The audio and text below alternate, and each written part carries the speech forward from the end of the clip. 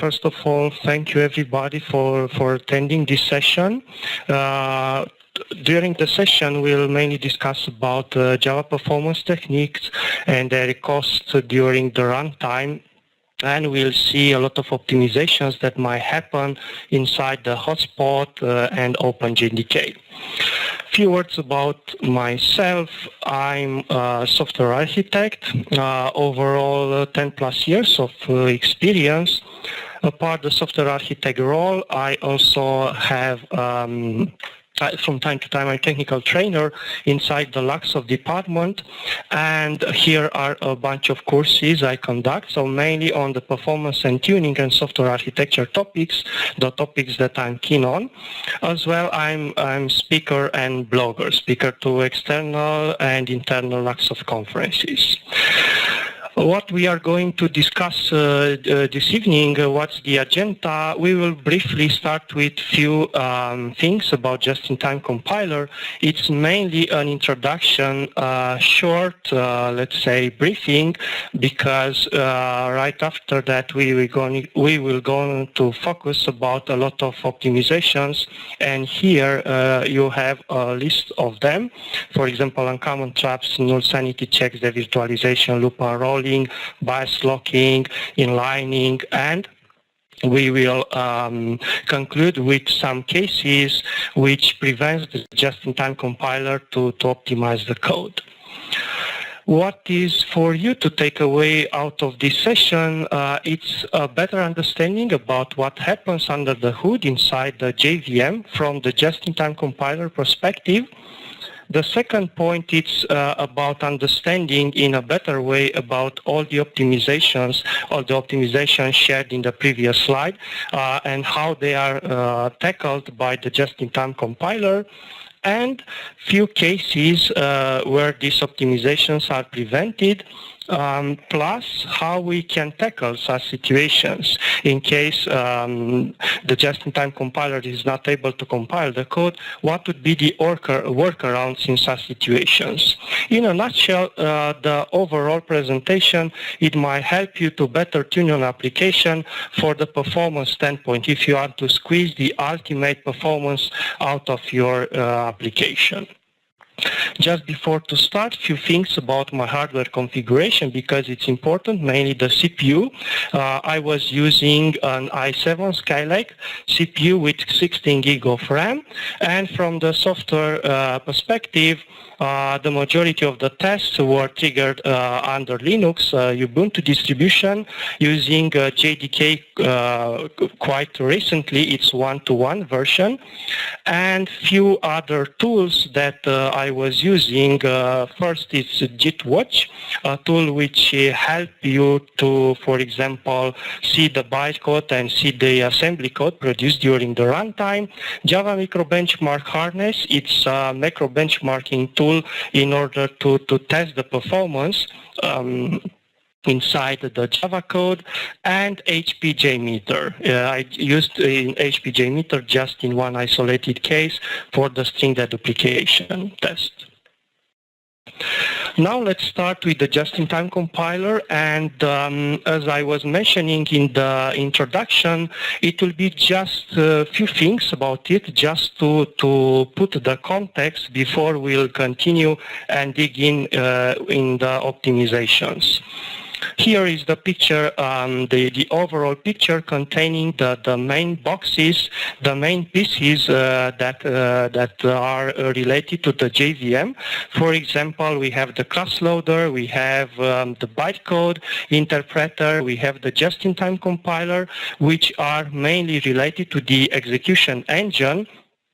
And during the runtime, the interpreter switches to the compilation, and all the compiled code is put. It's mainly stored into the code cache. Code cache is a dedicated heap area memory which stores the end methods, the methods in regards with the assembly or the native code. Today our focus is on the just-in-time compiler, and if we have to zoom it a bit inside the just-in-time compiler, it comes in several shapes. The first one it's called client or C1. The client or C1 does a lot of rock-solid optimizations. C1 do not make any assumption, neither it uses any profiler, and when it reaches the C1, the client server, it's mainly based on a method invocation counter, which is around 1.4k invocations. The second shape of the just-in-time compiler is called the server or the C2, and this requires a lot of invocations, because in this case it might need a longer time to optimize the code. The number of invocations for the invocation counter, for the method invocation counter, it's around 10k invocations. Plus it does a lot of speculative optimizations. For example, it optimizes something based on the context it knows at that moment in time. It puts some checks around that condition, and if the condition is later on deoptimized, it throws away the code compile and finds another implementation. In most of the cases, it switches back to the interpreter. The thing is that in C1, we benefit quicker of the native code, but the optimizations are not in the best shape. Only C2, the server shape of the compiler, it's able to produce those optimizations in a better shape. And but the drawback of it is that it needs a longer time. It needs a longer profiling over the code to reach this steady state of the native code.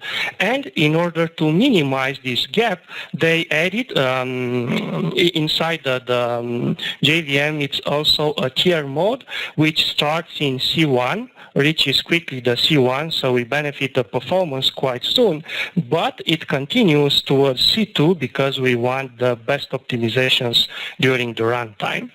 If we have, for example, to take a look from the performance perspective in regards with the time, how it's going, the first level is the interpreter. Since the JVM starting, it starts inside the interpreter mode. The bytecode is interpreted. Once it reaches the method invocation counter 1.5k invocations, it triggers the C1. There is also another case to reach the C1, which is called on-stack replacement. It's based mainly on the loop back edges. For example, in case we have a long-running loop inside the method, that context as well could trigger the C1. And on top we have the C2, which, as I was describing, it's much performant. It produces the code in a better shape, but the let's say the inconvenient is that we need longer profiling and a bigger number of invocations for the method. Making a comparison between the interpreter and the C1, in some cases the C1 it's around 5 times quicker than the interpreter, and C2 in some cases could also reach like 100 of times quicker than the interpreter. So it varies a lot during the runtime in regards to the optimizations done. All of this being said, our rationale for this session, it's based on this. We have the 3 stages of the code written. The first one, it's the state of the Java code, the high human representation of our classes object. The intermediate level, it's the bytecode, and the last one, it's the native code, which is triggered mainly by the C1 and C2. And during this talk, we will focus on the source code. We will skip the bytecode, the intermediate representation, the intermediate state, and we will zoom inside the native code just to be able to prove all of these optimizations and to reach some conclusions. Why it's important to focus on the native code, to my perspective, because only in this case we will understand a lot of things that happens under the hood inside the JVM itself. Bytecode it's also interesting, but in the bytecode we don't reach the ultimate performance. Nevertheless, we will study the native code produced by the C2 compiler, not the C1. C1 has as well some interesting things, but during this talk we will be mainly based on the C2, so the highest level of performance. The first part we are going to dig in and start with is the so-called uncommon traps. What is an uncommon trap? It's mainly a condition which is unlikely to happen, but it might happen at the moment in time.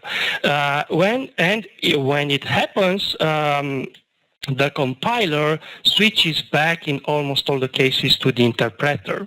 I would say an uncommon trap, it's nothing else than a trampoline back to the interpreter. And because we bail back inside to the interpreter, we lose a lot of performance during the runtime. To understand better how an uncommon trap works and how it looks like, let's take some trivial example. What we have in here, we have mainly a loop iteration from 0 to 20k iterations, and inside this loop we just call a hot method. The hot method, when it is called, the argument for it is true, but the signature of it, it's like this one, and the definition, the declaration of the method, it checks, for example, if the condition is true. If it is true, it returns 1, otherwise returns 2. Very trivial implementation. And now let's see what's happening during the runtime. To be able to profile the JVM and to be able to check the assembly code, I have ran the JVM with this argument. Print assembly, it's mainly an indicator for the JVM to print the assembly for me, and I want the assembly to be in the Intel shape. There are two shapes mainly. It's AT&T syntax and Intel syntax, and particularly for this presentation I chose the Intel syntax. And also I disabled the tier compilation, which means in my case I want to use only the C2. I'm not interested in the tiered, for example, I'm not interested in the optimizations produced by the C1. I want to go directly into the C2. And the last one is our main class. If we have to zoom it inside the native code produced, of course I clean it a bit.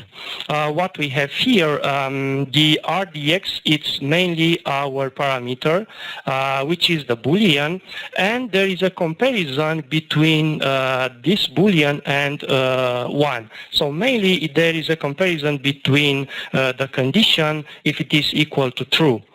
If it is not equal, there is a jump to this label L000, and if it is equal, for example, if the condition is true, it returns 1.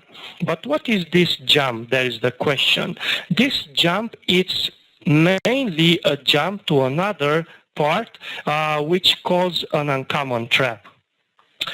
Based on these things that we saw at the moment, what's the idea with this assembly code? Because we called in that loop from 0 to 20k invocations, we called the hot method only using the true as argument. The Justintime Compiler was able to optimize the hot method for only for the true branch. But for the false branch, it added this uncommon trap, which means if I have to call the hot method with false, this call and the uncommon trap, it's hit. And at the moment, what we have, we have our method, which is optimized and compiled. And the question is how much time it takes one call to the hot method after it was optimized. And for this I use Java Micro Benchmark Harness, and one iteration for this one method invocation mainly took around 144 plus minus 33 nanoseconds. And what I did afterwards, I was curious if I have to call the hot method with false. What happens immediately? What's the time elapsed? And I've got a much bigger time elapsed. It's mainly 100 times bigger than the previous, than the case when I call the hot method with true. And the question is why? Why we have so big difference between these two calls, like 100 of times bigger? And to understand it, let's run again. Let's start the JVM again, but this time with print compilation, because I want to see under the hood what happens when what happens from the just-in-time compiler perspective. And what we have here, it's a bit verbose and requires a bit of explanation. For example, the left column, it's mainly the timestamp, the number of milliseconds since the JVM has started. The second one, it's a compilation ID used by the compiler threads during the runtime. This percentage is refers to the on-stack replacement. What is an on-stack replacement? It is mainly triggered by the loopback ages when they reach a certain threshold. What it means, for example, I call my method, and inside my method I have a long-running loop. This long-running loop can make the method hot as well. And the rationale, the just-in-time compiler, it's based, it doesn't make sense to wait for the next method invocation. Let's replace at that moment the interpreted frame with a compiled frame. So this is the on-stack replacement. When we have a long-running loop and the interpreted frame, it's replaced by a compiled frame. And because we had the on-stack replacement, we have a bytecode index which triggered the on-stack replacement. The number of bytes in here refers to the number of compiled bytecode size. The last one, explicit here, it's made not entrant. What it stands for? For example, it happens in case of either optimizations or deoptimizations, and it mainly says if there is a deoptimization, put aside this shape of the native code produced by the just-in-time compiler and switch it back to the interpreter. So basically that version of the native code, it's locked. It might happen as well in case of, for example, optimizations from C1 to C2, when, for example, the compiler is able, based on the profiling, to produce a better shape of the native code, and as well the previous shape of the native code, it's made not entrant. But in our case, it's not this context. In our case, after I called hot method with false just one time, it hit mainly the uncommon trap and put this the hot method, which was produced by the just-in-time compiler, put it aside, and it bailed back into the interpreter. If we have to zoom it out a bit, and if we have to make it a bit more generic, what happens? For example, every time we start the JVM, it starts in the interpreter. After a while, based on some criteria, it's either method invocation counter, either this on-stack replacement, which is triggered by the loopback age counter, it reaches the C2. And inside the C2, because we have the uncommon trap, when it hits the current thread, it hits the uncommon trap, it bails back inside the interpreter. But the question is, what happens with another thread which runs, for example, the same version of the C2 produced, code, but that thread doesn't hit the uncommon trap. In this case, the thread, which is the green thread, can run the method as long as it doesn't reach the uncommon trap.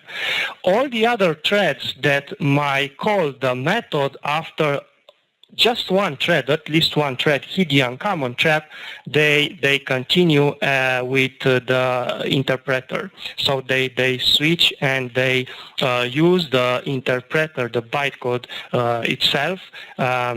So in this case, the penalty, the performance penalty is drastically reduced during the runtime. All of this being said, so this is a generic explanation. Let's get back to our hot method context, and now let's try to optimize it again for the false. Same, I have a long-running loop. I call inside this long-running loop the hot method, and I'm curious about what happens from the compiler perspective. As we can see here, the first loop produced these two print compilation statements, which means, for example, the hot method was compiled and it was inlined as well.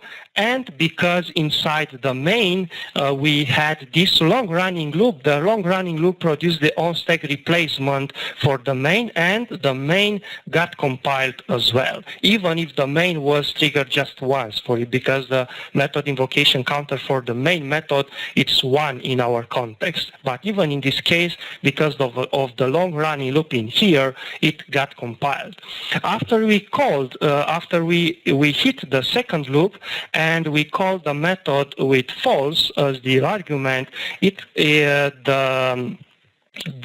became made not entrant, which means the native was locked, the native produced by the Justintime compiler was locked, and because we have as well a long-running loop, it was optimized again, the hot method was optimized again, and the made method became as well compiled due to the on-stack replacement.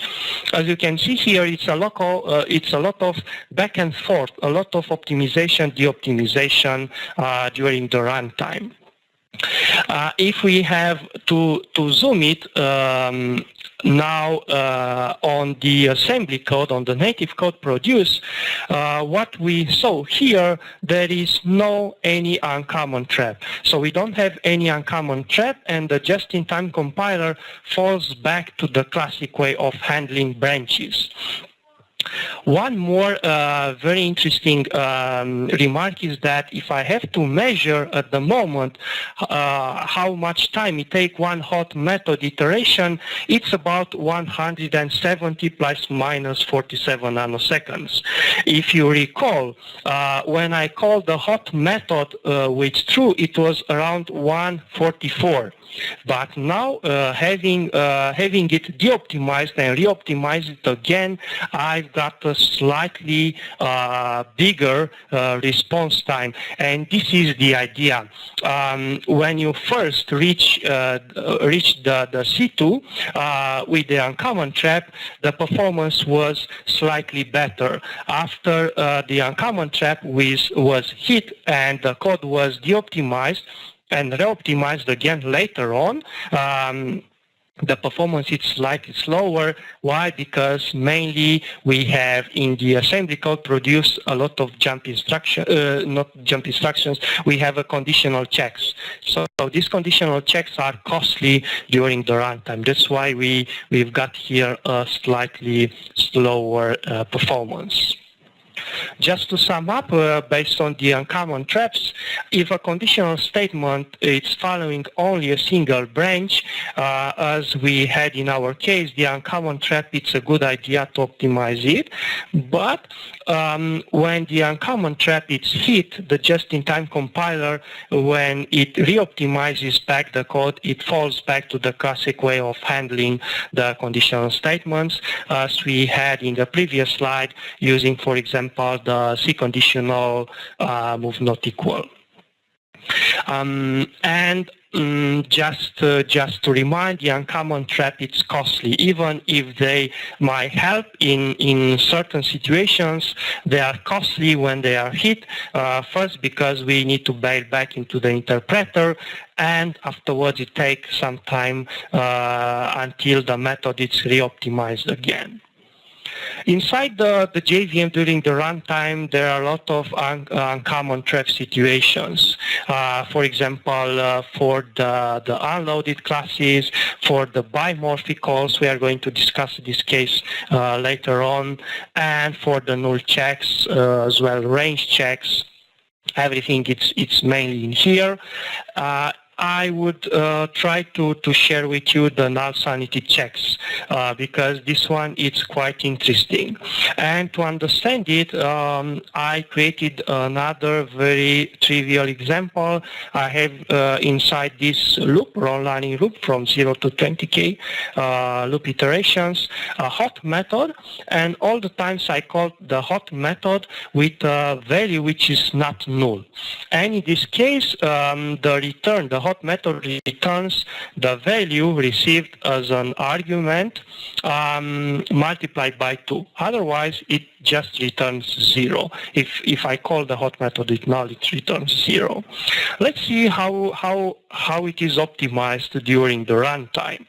The same story, I ran the JVM with print assembly option syntol, and I disable the tier compilation, which means I'm interested in the C2, the first level. And as you can see here inside the assembly produced, the RDX is the parameter for the hot method, and there is no test. Remember, on the previous slide in here we had this null check, but inside the assembly we don't have any null test. And the question is why? Why we don't have such null test? And the explanation comes right immediately if we have to read the explanation. It says there is an implicit exception which dispatches to another call to another method, which is mainly a null handler. What it happens? It's like in C or C++. What happens when we call something which is null, we got the fault. The segmentation fault is raised by the memory subsystem. It is propagated. It is propagated inside the operating system, and it is caught by the JVM. Of course, it's very performance penalty just because there are some signals propagated back inside the JVM, and when the JVM receives the segmentation, it calls the handler. So this handler, it's called when after the method was optimized into this shape, and I have to call the hot method with null. So mainly it handles, it implicitly handles the null checks by relying on default OA signals. And this way it comes for free. It comes for free, and it is natively handled by the hardware. What I did further, I wanted as well to call the method with null, and I wanted to re-optimize it back, and I call it in the row with the value not null. And in this case, if we zoom it inside the native code produced, we can see there is an explicit null check. Explicit null check, which we didn't have it in the previous version. Why is this added? Because the Justintime Compiler has now more context. Because the hot method was called with null, and since we called the hot method with null, he thinks there might be another cases to call the hot method with nulls, which means mainly to add an explicit test. And this test says that if this integer is null, there is a jump to L001. L001 says I just want to return 0, so it mainly does a XOR between EAX and EAX, which is an optimal way of returning 0, and does another jump on to this label, which is mainly the exit routine from that method. But in the other cases where the argument is not null, what it does, it mainly moves the integer into the EAX, and there is a multiplication by 2, and the EAX as it's implicitly returned. And in this case, we didn't have any uncommon trap, and again, since the Justintime compiler hit it, it switched back to the classic way of handling nulls. What would be the conclusion based on this test? Null checks relying on signals are natively handled or raised by the hardware, and they come for free, and they are natively propagated by the operating system. Nevertheless, when null branch it's followed, the just-in-time compiler switches back to the classic way of handling and managing, producing the code. As well, don't forget that when null happens during the runtime, it's very costly. It's very costly because the signals produced and sent and caught by the JVM, there is a time we need to pay for them. The idea with this, to eliminate these null sanity checks, it's mainly relying on the fact that during the runtime there are less nulls that might happen in our application. But of course, if there are a lot of nulls, this context might slow down a lot our application and impacts performance during the runtime.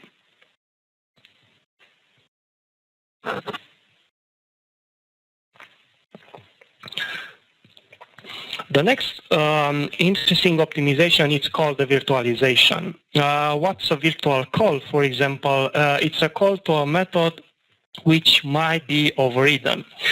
It's a concept very similar to C++. In C++ we have explicit virtual keywords. In Java we don't have it, but implicitly all the polymorphic calls are virtual calls. It's very interesting to understand what happened under the hood in case of these polymorphic calls by taking a look over this example. Let's suppose we have a base class which has a compute. Mainly it's an abstract class which has a compute method, and the parameter is just an int, and it is extended by just one implementation. The implementation is elg1. It extends the CMAT, the base class, and it defines the compute code for it.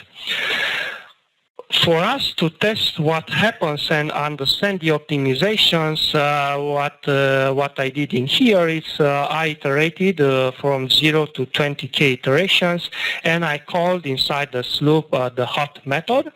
What does the hot method? It calls explicitly the compute, which compute itself multiplies the parameter, multiplies the e by a constant. The constant it's in this case 17. What we have during the runtime, if we have to start the JVM with print assembly, Intel, and Intel syntax, and disabling the tier compilation, what we have in this case, as we can see, the native code produced is quite simple.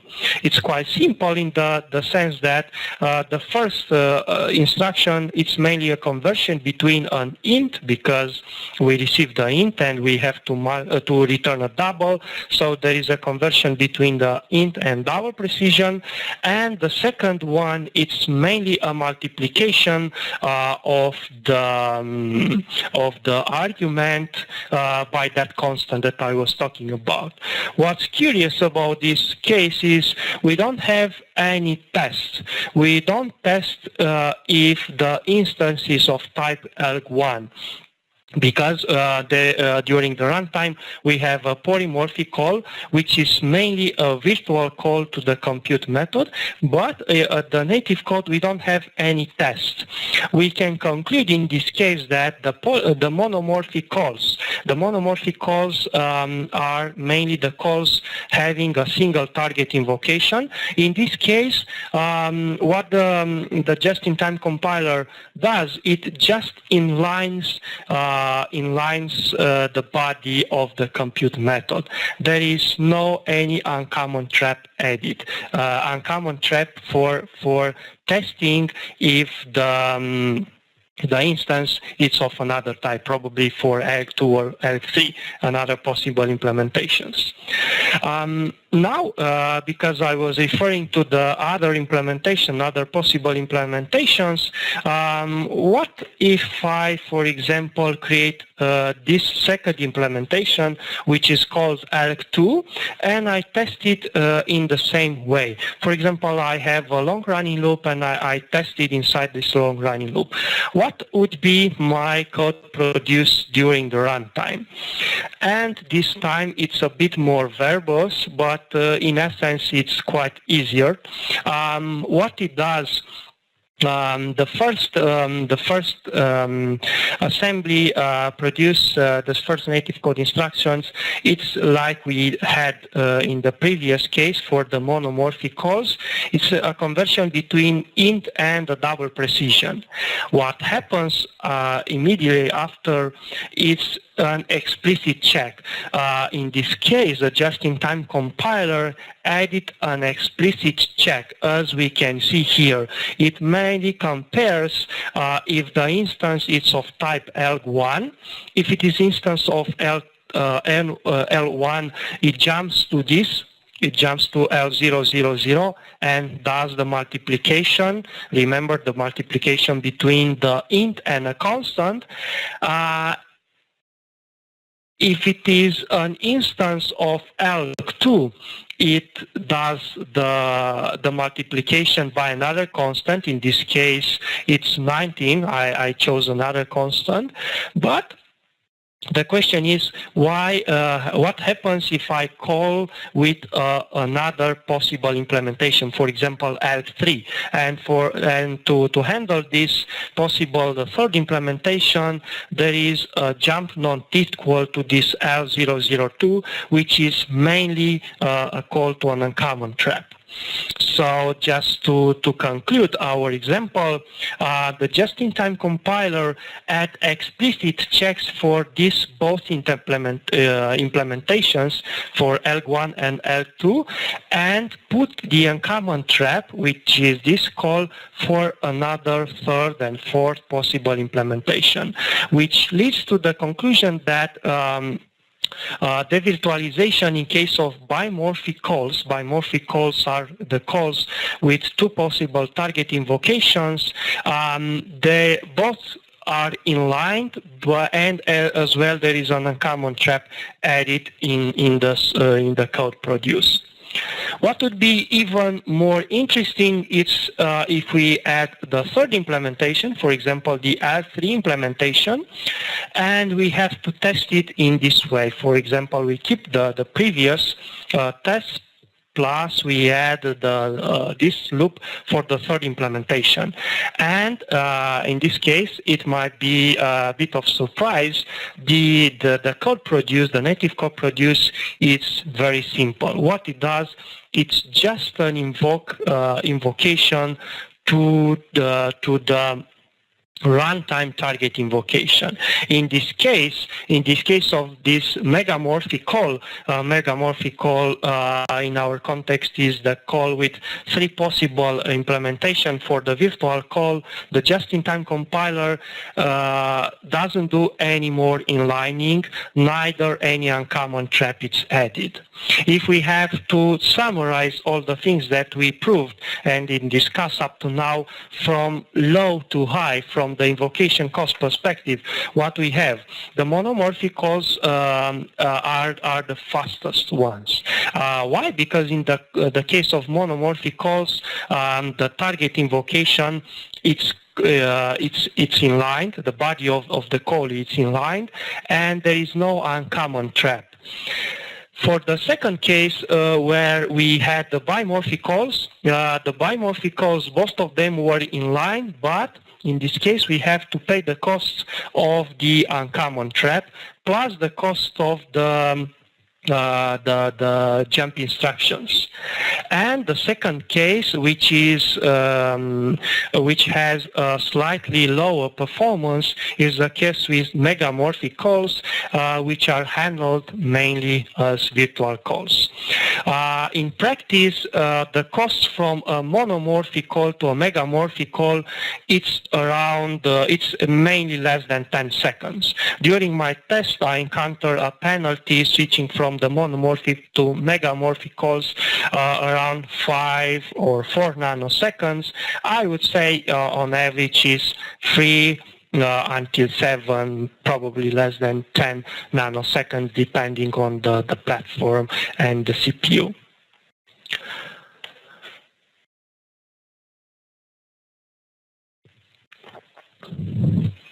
The next optimization technique, it's called loop unrolling.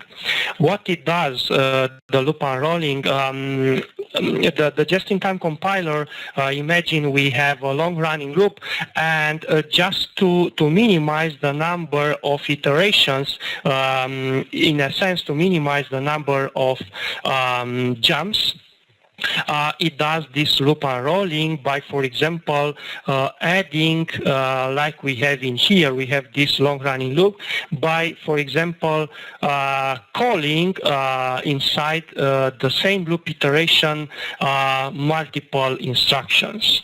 And in this case, the number of loop iterations is reduced. Our example in this context is I want to just create the sum of an integers represented by this array. And if I want to optimize and zoom in inside the native code produce, we can see here there are a lot of instructions. What means all of these instructions, plus a few others that I removed because they are not so important for our proof, for our evidence. Let's first try to dig inside this L00 label. What we have in here, as we can easily spot, there are a number of 8 additions into the EAX register, and at the end there is an increment by 8, which leads me to the conclusion that in this case the just-in-time compiler, what it did, it unrolled the loop by adding 8 additions inside the same iteration. At the bottom we have a handling for the remaining. For example, if the length of the array is not multiple by 8, the remaining it's handled here. And another interesting thing is that just before going into this loop and doing all the sums, the just-in-time compiler peeled the first loop iteration. The loop peeling is also a powerful technique and might enforce, for example, particular memory alignment. As well, in some cases, if there are some explicit null checks, it might put them outside of the loop. If we have to rewrite this assembly, because I might agree it's a bit it's not so quite straightforward. If we have to write it into the pseudocode, what we have, this is the representation. So this is the peeling for the first iteration, and here inside this loop we have to compute the sum within 8 statements, and at the end it's a comparison if the index is mainly less than the array length.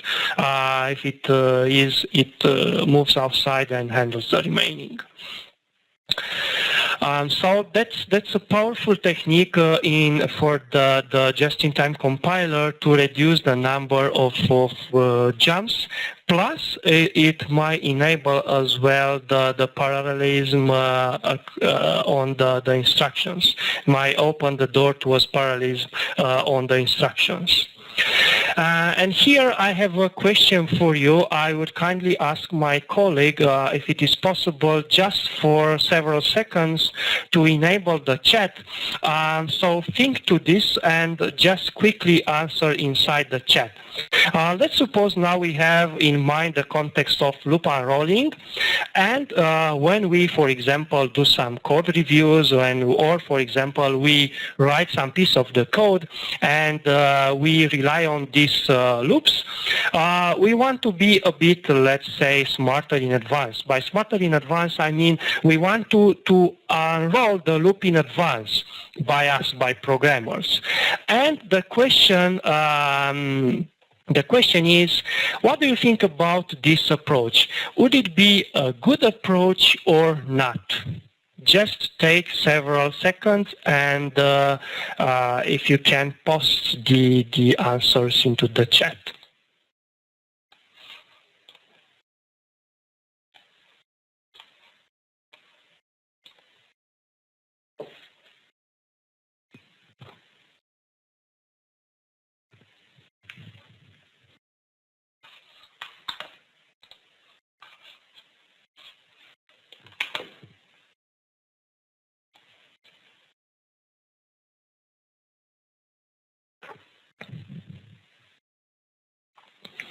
Okay, I don't see.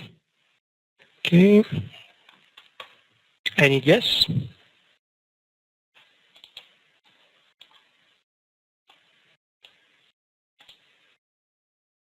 Okay, so Artem said no. I suppose yes, it's not a good idea. Thank you. Any other guesses?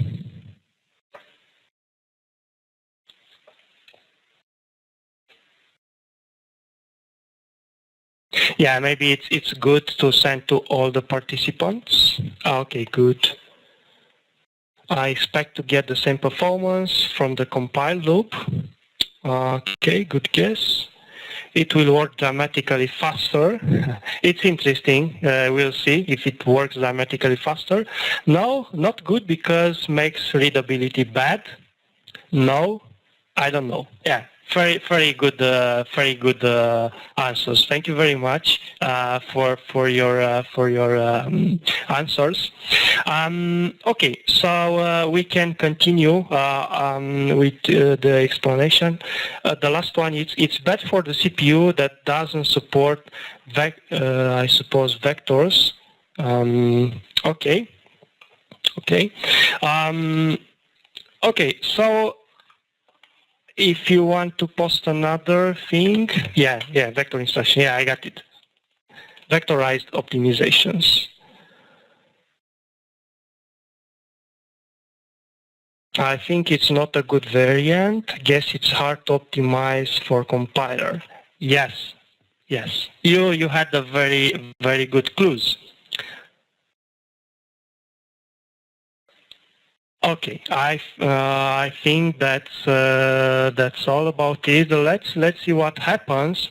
So I think the last one was a bit closer to the real answer. It might be even harder for the just-in-time compiler to optimize having a loop into this shape.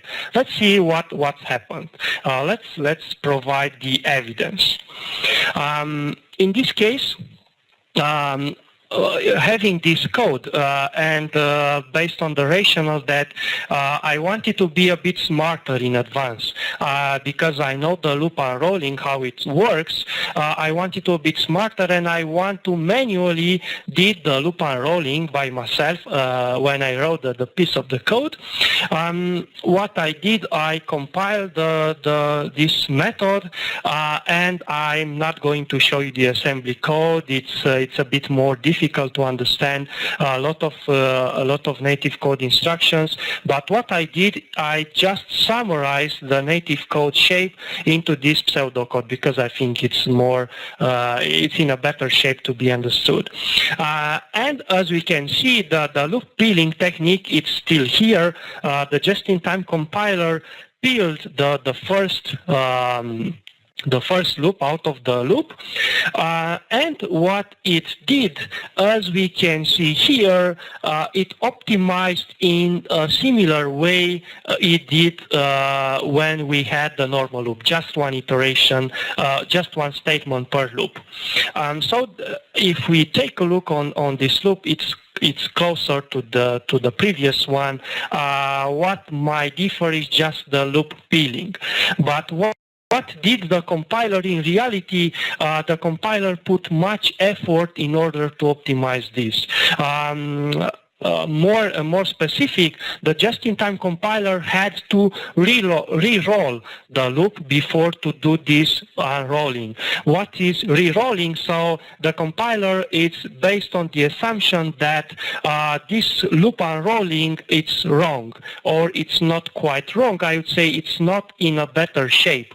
So based on this assumption, it put a bit of effort in re-rolling. I mean, switching it to the version of having just one statement per iteration, and after that state it tried to roll it again. That's why at the end we still have 8 iterations. So as you also guessed, I wouldn't say it's a good way to do this in advance, because the Justintime Compiler has to put more effort in re-optimizing it back. To sum up what we have discussed, loop unrolling reduces the number of branches. That's why we have this technique during the runtime. And as well as you guessed, one answer was about this. It helps, for example, the instruction level parallelism, and it might allow basic block level vectorization. So you had a very good clue, a very good intuition. So in a nutshell, I don't encourage you to do this manual loop unrolling.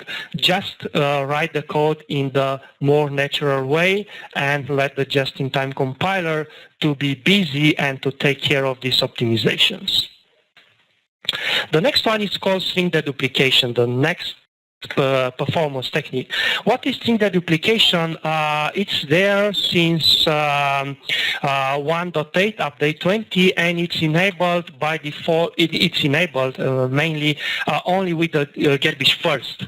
On Java 1.8, the garbage first collector, it's not active. It will be defaulted since 1.9.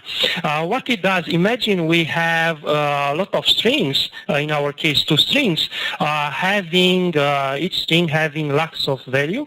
So in our case, both strings are backed by similar char arrays. Similar, when I say similar based on the content. String deduplication technique, what it does, there is a specific phase during the G1, garbage first, and the garbage first searches through the heap and searches from strings that have the same hash code and might be backed by the same char array. In this way, the garbage first collector is able to remove the redundant char arrays And in this case, as a consequence, it minimizes the heap occupancy. So this technique, it's mainly raised from the real cases, because when you will profile the application, you will see in the histogram a lot of char arrays. So let's minimize these char arrays by trying to link the strings to similar char arrays if it is possible. And having this in mind, I wanted to test if string deduplication impacts performance. What I did in this case, I created, I stress test the heap by creating a lot of strings, and I started the program with a bounded size of memory. In this case, it was 1 gig. And I did 2 tests. One with string deduplication and another one without using string deduplication. So mainly the red one is for the string deduplication, and the blue one is without string deduplication. And what I was interested in it was mainly in stop the war pauses. And this is the proof that the string deduplication impacts the performance during the runtime. Why? Because the G1 thread has more work to do in order to mark the possible eligible strings to be backed by to be reduced and backed by the same char arrays. So this brings more CPU cycles. That's why we encounter here more stop the war pauses. But nevertheless, it might be useful in cases exactly like this, when we have a bounded amount of memory, because string deduplication prevents out of memory. In this case, I say that this context was to create a lot of strings, and the life cycle of my application was slightly delayed because the technique, string deduplication, cleaned a lot of redundant char arrays. If we have to look on it from the heap usage perspective, we might see that in case of the blue ones, the heap, without using string deduplication, the heap usage was higher than in case of using string deduplication, which leads us to conclude the following 2 things. String deduplication reduces the memory footprint, and it's a very powerful technique when you have a bounded amount of heap memory, but the string deduplication impacts performance. Because, as we saw, the garbage collector, the G1, spends more time in reclaiming the heap by removing the redundant char arrays. The next technique, it's called biased locking. That's quite a pretty old technique. Why I was saying it's pretty old? Because it's defaulted inside the JVM since 1.6. I don't remember anymore the update, but it's there since 1.6. And it comes as well from the practice, because a lot of developers abused by the synchronized, even if in reality there was just one thread that was calling that synchronized block. In this case, the biased locking scheme, it's a powerful mechanism. Why? Because if it proves there is no contention, we don't pay the cost of the real synchronization. And I wanted to test this by creating this loop. Inside this loop, I created 50 threads, and inside each thread, I was putting a synchronized on the shared instance, and each thread mainly incremented the counter. And I started the thread and I joined them. How I started the JVM, I was using bias locking startup delay 0. Why? Because the bias locking scheme, it's implicitly started after the 4 seconds. Why is there? Because based on the rationale that in the beginning there is a lot of contention, and it doesn't make sense to activate bias locking since the beginning. I was also interested in the save point statistics and unlock diagnostic VM option. You can't use, for example, application stop time without using the unlock diagnostic VM options. And here is the output that I've got. As you see, it's very verbose, but the things that I was interested in were mainly the stop the war pauses. And if we counter all the stop the war pauses, we sum up and we get around 2 milliseconds to run our application. Just to compare with another mechanism, with another version where we don't have bias locking scheme enabled. In this case, what I did, I just say explicitly to the JVM, please disable the bias locking. And in this case, I was using the normal synchronization, and in this case, we didn't have any stop the war pauses. So here the total time for which application threads were stopped was 0 seconds, which leads me to the second conclusion. Bias locking is a powerful technique, and it saves the real synchronization overhead in case there are no contented logs. But if there is a contention, and especially what we had in our case, we had just one log which was shared by a lot of threads, the bias locking scheme, it's not a good way because you have to pay the cost of the stop the war pauses. So just a recommendation for you, if you know in advance there is a lot of contention in your application, maybe it's not a good technique or maybe an advice to disable the bias locking since the beginning. The next one is called inlining and concurrency implication.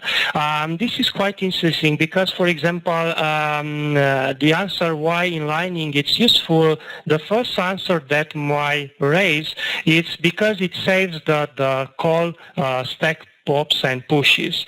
But it's not like that. This is I would say, the naive explanation. In reality, it allows the inlining, allows a lot of powerful optimizations. For example, if the method don't raise exception and the Justintime Compiler can prove that based on the consistent control flow, it can optimize it in a better shape. The second is that if the Justintime Compiler inlines the callee inside the caller like a big unit, it's better to optimize both of them like in isolation. Another explanation would be if the Just-in-Time Compiler proved the memory is not changed in between the method calls, this saves the number of memory loads. And this is the last one that we are going to tackle it at the moment. Let's suppose we have this long-running loop, and inside the long-running loop we have an object and we want to get the height. It's mainly a property for that instance. And we want to get the height twice, plus we get the width twice again. What is in difference? What makes a difference is this counting line method in the middle. Why is the counting line method in the middle and how it looks like? Let's see immediately. So a counting line method, why I call it in this way, it's basically in reality this method can't be inlined. Why it can't be inlined? Because as we can see here, there is a call to another method, so the sequence called that it's more than 9 in our case, and it is not inlined by default because inside the JVM there is a parameter which says if there is a max inline level greater than 9, I can inline that method. And because the method is not inlined, it might have some performance implication to check these performance implications, let's see how our method looks like from the native code perspective. As we see here, there are two explicit calls to the high and two explicit calls to retrieve the width. And in the middle, it's our call to the method which couldn't be inlined. So what we have here, it's mainly, if we have to summarize, putting it more generic, if we have to call a property on a method, on an object, and in the middle there is a method which can't be inline, the just-in-time compiler assumes the memory could be changed by other threads that might have a reference to the same object, to the rectangle. And what it does, it is forced to reload the value from the memory. That's why we had twice a call to retrieve the height and twice a call to retrieve the width. To test and to prove that it doesn't happen anymore, if we change the max inline level to 10, we have to run it again, and this time, as we can see, there is just one call to get the height and just one call to get the width. And these are the additions and the multiplications. So in this case, I would say that since the just-in-time compiler inlined the method, it was able to prove there are no other threads that might change the memory, and there is no sense to reload it again from the main memory. And here are some important or quite handy recommendation for you. For example, if you have methods like greater than 35 bytes in your code, and that method is called less than 2 and 50 times, those methods are not in line. So by default, those methods should be less than 35 bytes and to be called more than 250 times in order to be inlined. Actually, this max inline size, it's a bit confusing. It's not quite the max inline size. The max inline size is this one, the frequent inline size, which says all the methods, the hot methods, the frequent call methods are inlined if they are less than 325 bytes. And the last one in here is the max inline level, which is default to 9. For you, for example, to test the method size, there is a quite handy tool used named jarscan, which allows you to spot all the methods that are over that inlining threshold and to refactor them in your application. And let's conclude our talk with the method that do not JIT. We have as well some situations, of course, corner cases.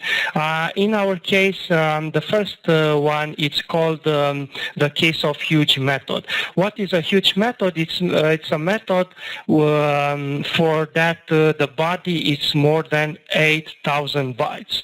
I've created such method. Of course, it's a bit of exaggerated case, and I wanted to test if this method gets compiled or not. And to prove it, I ran the JVM with print compilation, and here I see I don't have any hot method, which leads me to the conclusion that the hot method wasn't able to be compiled. If I have to see it explicitly inside the JIT watch, the tool which shows us the assembly, the bytecode and the source code, we see here there is no JITed or no JIT compiled code for this method. If we have to search inside the JVM, there is a flag which says don't compile huge method, which is set to true by default. Also, I searched on the web and I found this. This comes from the JDK guy saying like compilation of very large method by very large or huge methods, methods that are over 8,000 bytes. This is not tested well, so by default, let's disable their compilation. But of course, you can enable it back, and after I did this, I saw my method in here which got compiled. The second case is the case where we have a method with a huge number of parameters. In my case, I put 70 double parameters, and inside the body, I returned the sum of them.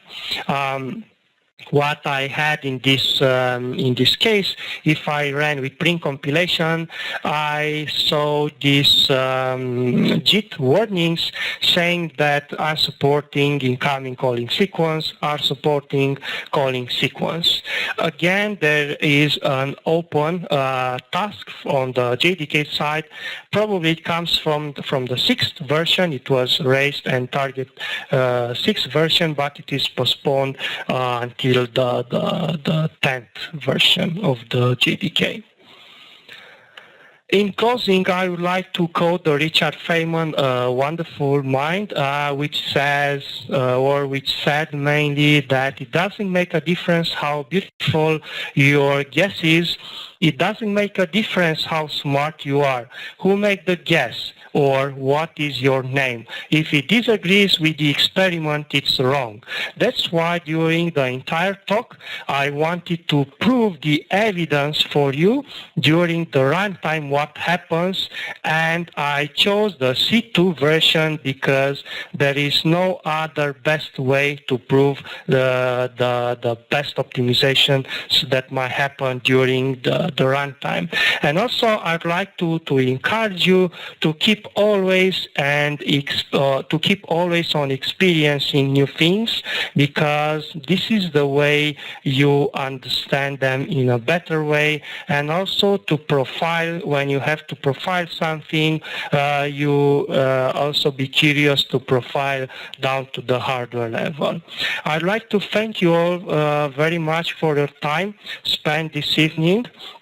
And I appreciate if you have questions. Thank you very much.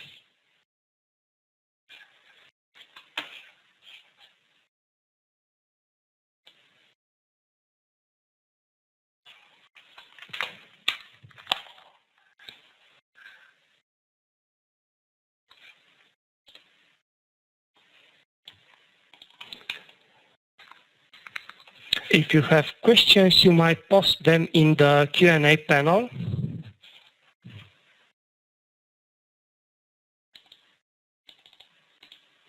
Yes, so somebody is asking if the session will be shared. I think yes, it will. It was recorded and it will be posted on the Luxoft website.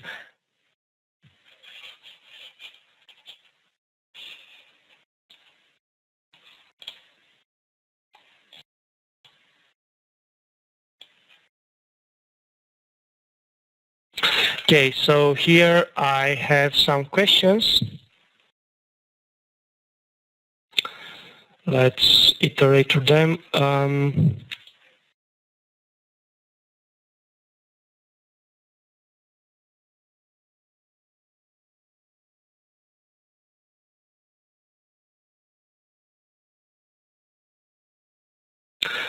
How about predicting if array length is divisible by 4 in this case? It doesn't really matter. So the compiler optimized the code using 8 iteration, and it has a link to the hardware. That's why we have 8. If it is divisible by 4, and there might be some remaining, it will still have the 8 iteration, at least on my hardware configuration, and it will handle the remaining of the 3 in the end after the loop, because the first one is the loop peeling. Could you recommend some literature or websites? Oh yes. For example, the best thing that I could recommend you, there is Safari online session. It's called Performance or Java Runtime Optimizations. You can search it on the Safari. I don't recall at the moment some literature, but for example, you can search the blog for the Nitsan, you can search for the blog for the Alexei Shipilev, and as well I can back with you with some literatures on this topic, because at the moment I don't recall them anymore, and there might be a lot, but I'll get back on this and I'll send them to you.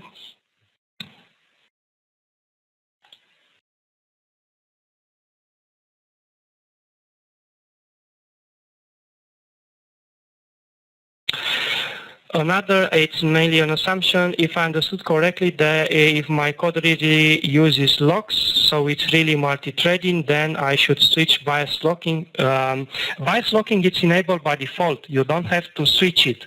The bias locking, it's enabled, and the Justintime Compiler switches in the bias locking or starts with the bias locking.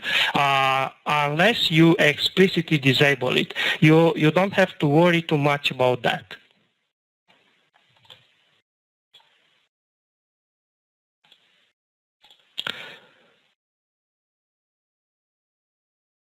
So what is the best way to handle testing 8K plus methods? I would say go back to the clean code principles. Go back to the clean code principles and don't write so huge methods. Nevertheless, if you have them, and if, for example, you inherit them from the third-party APIs, you don't have a choice to refactor them. In this case, probably it's a choice to disable don't compile huge methods on the JVM, but nevertheless the recommendation from the JDK is to don't do that. So it's mainly you are on your own. Another implication of enabling the compilation for huge methods is in regards to the code cache. Code cache could be easily filled up, and you will stress a lot the flushing policies on the code cache. So I'd rather say first try to rewrite it.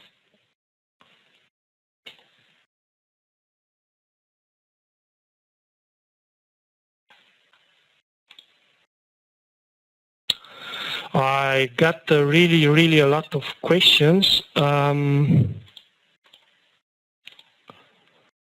Okay.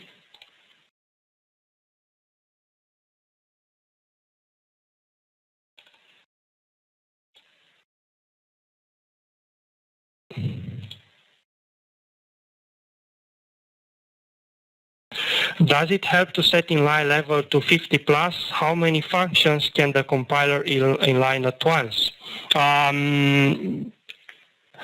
It will help. It will help, but be careful, because also the inlining, it's dangerous when you get into the deoptimization. For example, imagine you have a full method. Let's say you have an A method which calls B, C, D, E. So all of this call in sequence, and suppose you had 50 inline methods inside just one. The thing is that if you have some, if the just-in-time compiler reaches a condition which proves one optimization inside that huge inline method made out of, let's say in this case, 50, it's not valid anymore. Everything is deoptimized back, and this deoptimization is costly because it's like the reverse of the on-stack replacement. So it switches back and it continues inside the interpreter. My advice for you is to don't set the inline level so deep, because it might help you, but in this case, just to sum up, in case you face the deoptimization, it's very painful. Have Java streams loop unrolling? I haven't tested Java streams and to check if there is some loop unrolling. I will test it on my side and I might get back to you. I suspect if it relies on the pure loops, yes, but if it relies on sort of MapReduce, I doubt. Are features in Java like optional and streams killing JIT optimizations to a lot of null checks? This is an interesting question. I'd say not due to null checks, but also be careful how you use the streams, because the streams are not quite handy in all the situations.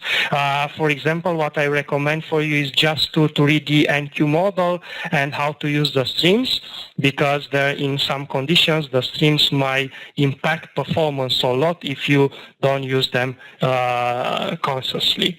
So just a quick answer for that, it's not quite the case. If you run the same code several times, it will be optimized and it will work faster. Is that correct? Yes. Just to reiterate, initially starts in interpreter. Based on some method evocation counter or loopback age counter, it is compiled. It becomes hot. Mainly this is why it is called the HotSpot JVM, based on the hotspots, so the pieces of code that are intensively used, triggered, and it is compiled. And of course, based on the level of the compilation, if it is C1 without profiling, with basic profiling, with full profiling, there are some intermediate levels, it becomes more efficient, more faster. Nevertheless, the profiling on the method itself done by the C2 impacts as well the performance. Of course, in a lighter way, but also impacts performance. How do you know it's time to analyze assembly code? I would answer the second one. It's based on the compilation threshold. Remember, during my talk, I was using the 20K iterations. The compilation threshold is even less. The compilation threshold is 10K iterations for the C2. So I would say I'm pretty sure that if I run for the C2 at least 10K iteration, the code is compiled. If I use the C1, I benefit of the assembly code after 1.5 iteration. So it's mainly based on the method invocation counter or the compile threshold. Nevertheless, also the on-stack replacement, let's say, metrics can trigger the compilation. And here I might have an explicit slide to show it to you. For example, in this case of on-stack replacement, we discussed about, just to answer your question, how do I know it is produced the assembly code based on the compilation threshold, which is 1.5K for the client and 10K for the server, but it is also triggered by this on-stack replacement, which might have different values for the client and the server as well. So based on this rationale, I know the code is compiled. Did you see any example where runtime optimizations gave you bigger boost than other performance improvement techniques like multi-threading cachement? It depends what you understand through bigger boost. Almost all the techniques presented during these presentations are for the ultimate performance, to squeeze out of the performance. Based on my experience, what I saw that dramatically impacts your performance are mainly the data structures chosen in an improper way. Also the memory access patterns impacts performance. Also the complexity of the algorithms impacts impacts performance. Also, the psychomatic complexity impacts performance. So I would say these are in the category of bigger impact on the performance. And the techniques that I presented here, it's more if you want to squeeze a bit more of the performance. And of course, caching. Caching, it's a very handy technique when you want to achieve, depending on the caching strategies, it's a quite handy technique. So yes, I would say yes, caching, it's a good one. I think that's it. Thank you very much. Apologize in advance if I missed some of the questions because it was a bit of clutterness between the questions and the answers. If it is the case, please send me a mail. One second. On my company address or on Twitter. Thank you very much.